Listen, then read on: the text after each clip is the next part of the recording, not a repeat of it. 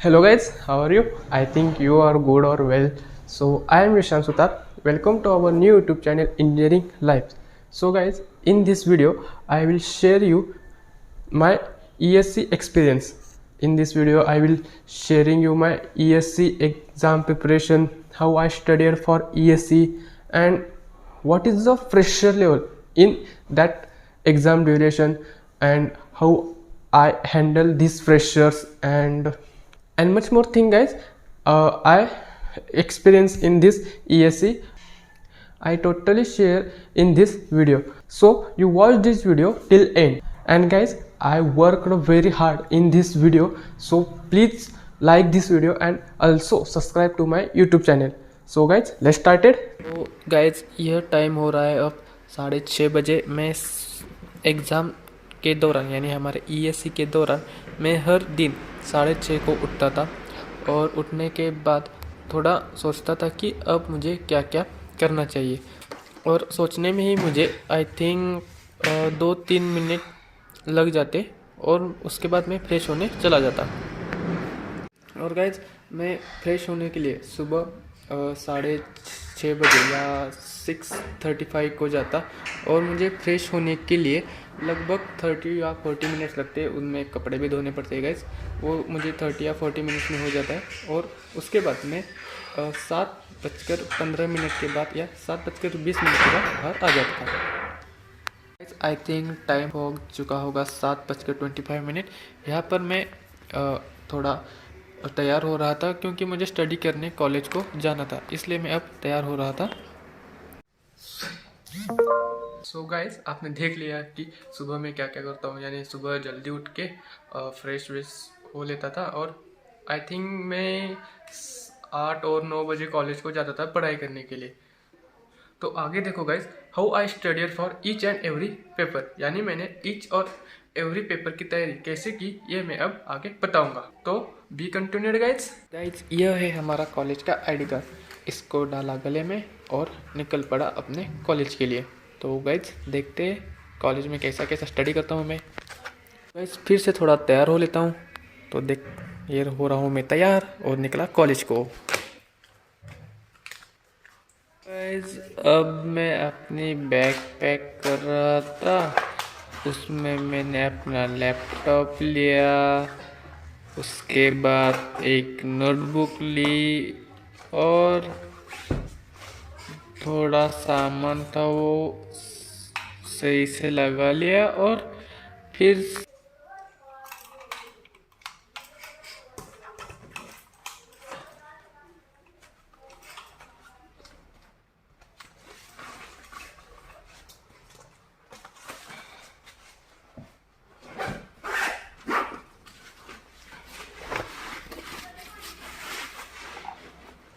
अब मैं कॉलेज जा रहा हूँ, और कॉलेज जाने के बाद यानी कॉलेज में अब मैं अपने मैथ्स का स्टडी करने वाला था। निकल पड़ा मैं अपने रूम से, ये खोला दरवाज़ा और मैं निकल पड़ा अपने कॉलेज के लिए। अब मैं कॉलेज में जाकर मैथ्स का स्टडी करने वाला हूँ। तो गाइस कॉलेज पहुँचने के बाद पहले निकाला मैंने अपना लैपटॉप के बाद थोड़ी एडवर्टाइज की, यानी मेरा एसूस टफ गेमिंग का लैपटॉप है वो मैंने आपको दिखा दिया। उसके बाद मैंने निकाली अपनी नोटबुक जिसमें मैं रफ वर्क करने वाला था, और उसमें मैं अब मैथ्स की प्रॉब्लम सॉल्व करने वाला था। और उसके बाद निकाला मैंने अपना कंपास जिसमें मेरे अपने पेन्स वगैरह रख लिए थे, और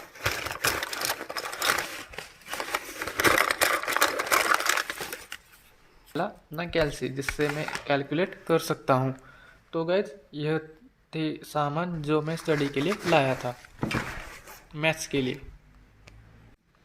तो गाइज यहाँ पर मैं अपना लैपटॉप खोल रहा हूँ, यहाँ पर मैंने अपना लैपटॉप खोल दिया है। उसके बाद मैं अब स्टार्ट बटन दबा रहा था लेकिन मुझे मिल नहीं रहा था, उसके बाद स्टार्ट बटन दबा दिया, मिल गया मुझे। लाइटिंग थोड़ी लगी, मैं फंक्शन लिखकर अपने कीबोर्ड के लाइट चालू करने वाला था लेकिन वो नहीं हुए, और उसके बाद हो गए और लैपटॉप चालू हो गया। थोड़ा रिफ्रेश किया लैपटॉप को। तो गाइस पहला ही पेपर था हमारा मैथ्स का, तो मैथ्स की पढ़ाई चल रही है यहाँ पर। तो गाइज यहाँ पर मैंने एक एग्जांपल लिया।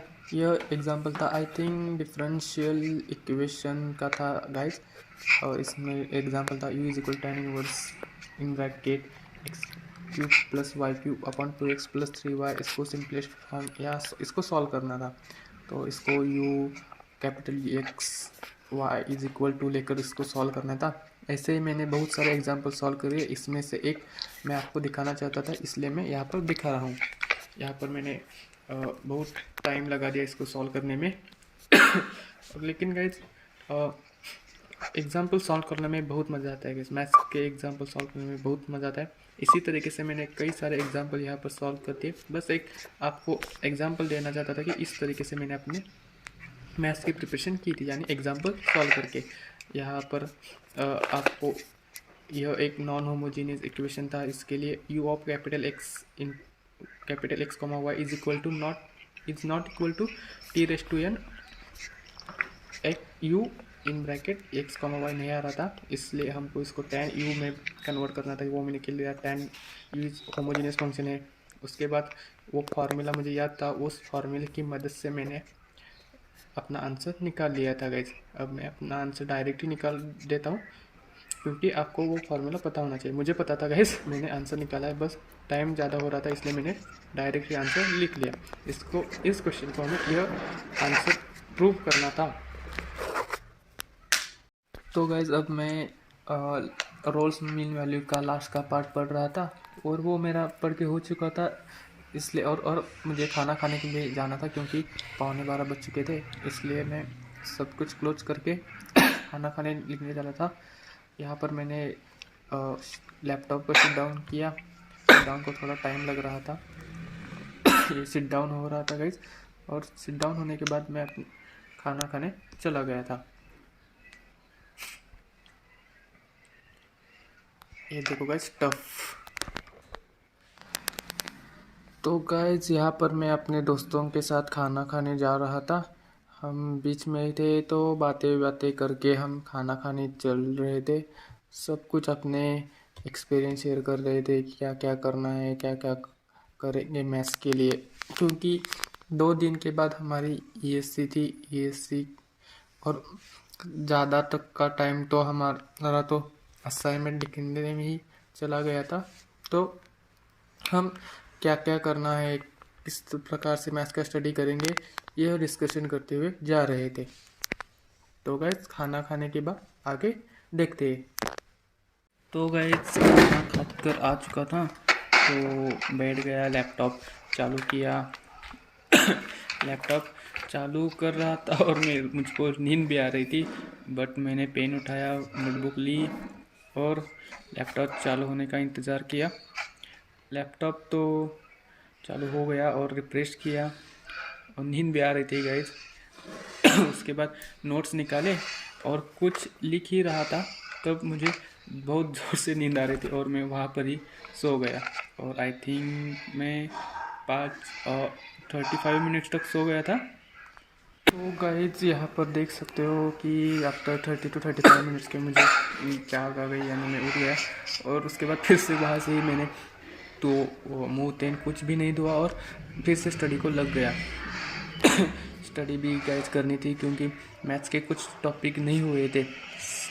6 मॉड्यूल है मैथ्स को और मेरा कुछ भी नहीं हुआ था इसलिए फिर से लग पड़ा स्टडी को और कर लिया। और गाइस मैंने ट्राई किया कि सब कुछ हो जाए, और आई थिंक गाइस मैं कर पाऊँगा, इससे मुझे लग रहा था।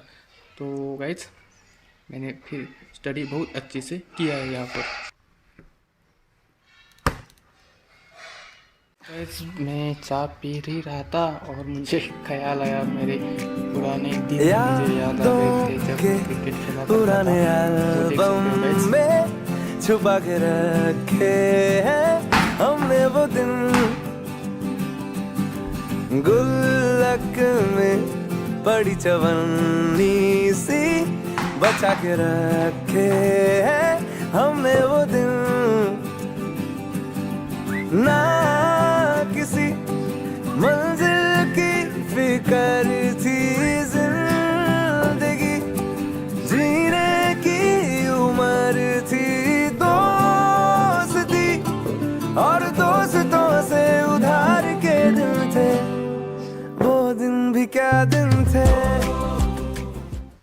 अचानक हो गया कि मुझे चाय कब पता चली समझ ही नहीं आया। और गाइस ये हो गया और ये बोल दिया मैंने, काश क्रिकेट नहीं छोड़ा होता। चाय पीने के बाद मैं फिर से स्टडी रूम में आ गया और अपना लैपटॉप चालू किया और फिर से स्टडी करने लगा। लैपटॉप चालू होने में थोड़ी देर लग रही थी। उसके बाद फिर से मैंने स्टडी चालू किया। मैंने फिर से मैथ्स के प्रॉब्लम उठाए, उसको सॉल्व किया। फिर थोड़े फॉर्मूले थे वो याद किए। फिर थोड़ा यहाँ वहाँ कुछ क्या कहते हैं उसे, यहाँ वहाँ देखा कि फार्मूलों में क्या क्या ट्रिक है जो हम इस्तेमाल कर सकते हैं उनको रटने के लिए, तो वो भी किए। और गाइस ऐसे ऐसे मैं 8 बजे तक स्टडी करता रहा। 8 साढ़े 8 बजे तक स्टडी करता रहा। हो चुके थे गाइस 8 बजकर 45 मिनट हो चुके थे और मैंने अपना लैपटॉप शट डाउन कर लिया था। शट डाउन हो रहा था लैपटॉप गाइस। और मेरे फ्रेंड भी आ चुके थे। वो मेरे पास लगभग 5 मिनट में आने वाले थे, तो मैंने अपना लैपटॉप शट डाउन कर लिया और बैग पैक करने लग गया था गाइस।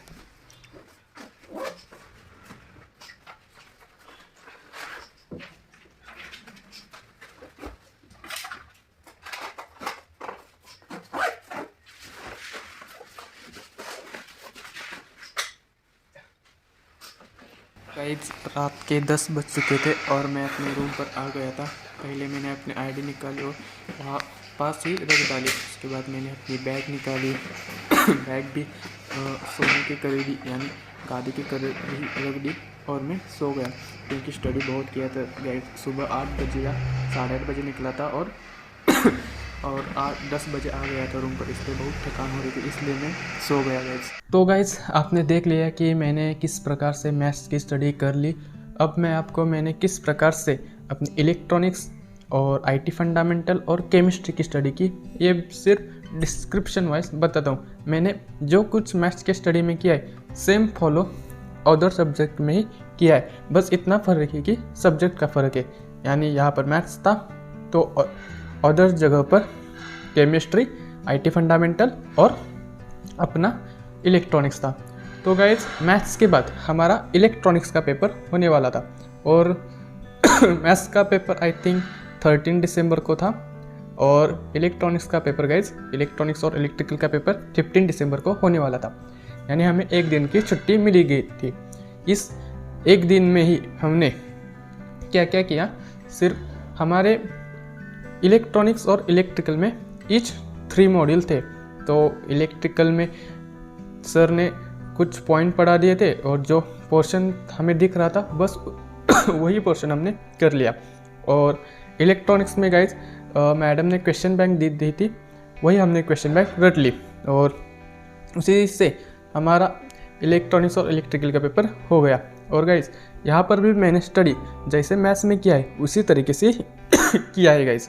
और उसके बाद पेपर था हमारा आईटी फंडामेंटल का और गाइज वो आई थिंक 18 दिसंबर को था। यहाँ पर हमें 2 दिन की छुट्टी मिली थी, क्योंकि गाइज यहाँ पर सैटरडे और संडे आ रहा था, इसलिए हमें 2 दिन की छुट्टी यहाँ पर मिल गई थी।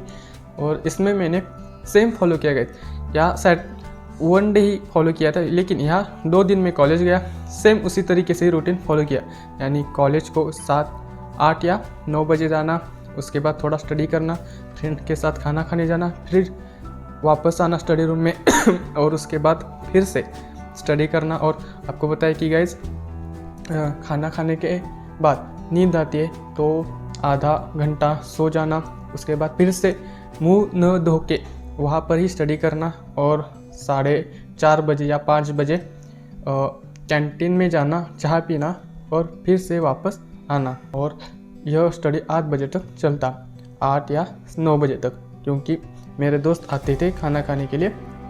कॉलेज में मेस में हम खाना खाते थे एक साथ, उनका मैं वेट करता था 9 बजे तक। वो आते में हम सब खाना खाते और 10 या 10:15 बजे हम रूम पर पहुंच जाते और सीधा मैं सो लेता। तो गाइज इसी तरीके से मैंने आईटी फंडामेंटल का स्टडी किया। उसके बाद केमिस्ट्री का गाइज मुझे सही से कुछ समझ नहीं आया था। ये बात है कि मुझे इलेक्ट्रिकल और आईटी फंडामेंटल का भी कुछ सही से समझ नहीं आया था, लेकिन वो सब्जेक्ट ऐसे थे कि उनके कुछ ना कुछ तो लॉजिक बनते थे, इसलिए वो याद रहते थे। लेकिन केमिस्ट्री मुझे थोड़ा पसंद नहीं है गाइस, थोड़ा उसका क्या बताऊँ, क्योंकि मैंने केमिस्ट्री का मुझे थोड़ा 12 से ही उसकी नाराज़ी बन चुकी थी, इसलिए केमिस्ट्री मुझे सही से नहीं आ रहा था। मैं ट्राई कर रहा था केमिस्ट्री को रटने का, लेकिन वो सही से हो नहीं रहा था। लेकिन इस केमिस्ट्री का ही पेपर मुझे ऐसा लगता है कि इजी गया है। और गाइस यहाँ पर देखो, मैंने केमिस्ट्री में कुछ टॉपिक मुझे समझ नहीं आए थे, उनके मैंने वीडियो ही देख लिए। मैंने थोड़े टॉपिक ऐसे थे जिनके वीडियो देखने के बाद मुझे समझ आया और ऐसा लग रहा था कि वो पॉइंट आएंगे, इसलिए मैंने उनके वीडियो देख डाले। और गाइस थोड़े न्यूमेरिकल थे। और गाइस एक बात बताता हूँ, मैंने न्यूमेरिकल सारे मॉड्यूल के कर लिए थे, इसलिए मुझे न्यूमेरिकल में कोई भी प्रॉब्लम नहीं आई। और कल ही मेरा पेपर हो गया था केमिस्ट्री का, यानी आज 19 दिसंबर है, आज मैं वीडियो कर रहा हूँ 19 दिसंबर है, और मेरा कल ही पेपर हो गया था केमिस्ट्री का। केमिस्ट्री के सारे न्यूमेरिकल मेरे सही है, मैंने चेक किया कि मेरे सारे न्यूमेरिकल के आंसर करीब करीब सेम आ रहे थे। बस एक ही न्यूमेरिकल का आंसर आया है, लेकिन वो थोड़ा सही मायूस सा चेंज है उसमें, लेकिन मुझे पता नहीं सर क्या करेंगे। लेकिन जो 17-18 मार्क के न्यूमेरिकल्स आए थे पहले क्वेश्चन में, वही सारे क्या कहते हैं बराबर है।